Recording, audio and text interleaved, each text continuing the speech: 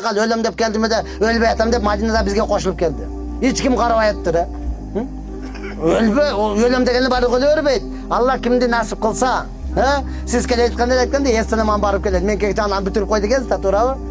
Баардыгынан кечирим сураңыз. Телефон чалып, атаңыздан, энеңизден, туугандарыңыздан, Алла, мен ылайыктуу болсом ушул жерге алып кал.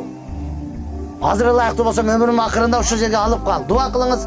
Пайгамбар саллаллаху айтты, ким Меккеде Мадинада өлсүн, мен кыямат күнү шафаат кылам деди.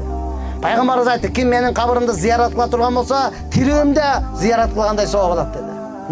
Ким Рамазан айында умрага келе турган болсо, мени менен чогуу ажылык кылган соон алат деди. Оразаны ниет кылайлы, жакындап келет атурматтуу тууган. Дуа кылың, эч кайдан акча алып келбейт. Миллионерлерди көрдүк, урматтуу тууган, дагы деле келелек. Досторум бар, миллионер, мындай кылып койсом болду, жүрө берет элем деген, ондойдон 2 таны кылды, дагы деле келелек. Неге десем, өзүң отурбасаң болбойт экен, олорго ишенич жок экен, олорду дагы күнөөгө батырбайын деп өзүм отурам деп, дагы эле отурат ошол жерде.